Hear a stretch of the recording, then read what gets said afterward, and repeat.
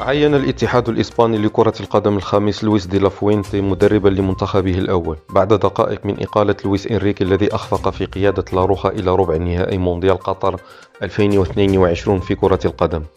وقال الاتحاد الإسباني في بيان إن دي لافوينتي سيقدم الاثنين ويخوض بداية مشواره في مارس خلال تصفيات كأس أوروبا 2024 المقررة في ألمانيا.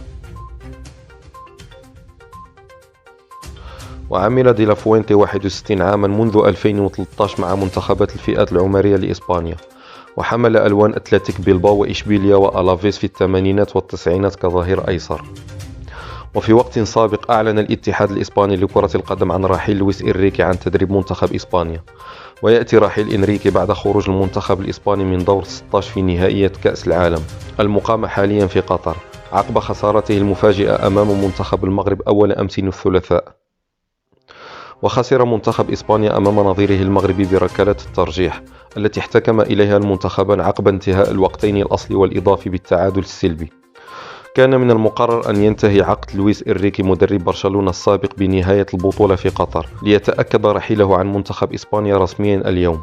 وجاء في بيان صادر عن اتحاد الكرة الإسباني: الاتحاد الإسباني لكرة القدم يود أن يشكر لويس إنريكي وكامل طاقمه التدريبي الذي تواجد في قيادة المنتخب الوطني خلال السنوات الأخيرة.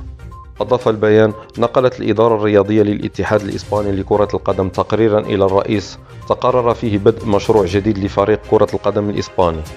وأوضح اتحاد الكرة الإسباني: الهدف هو الاستمرار في التحسن الذي تحقق في السنوات الأخيرة بفضل العمل الذي قام به لويس إنريكي وطاقمه المعاون.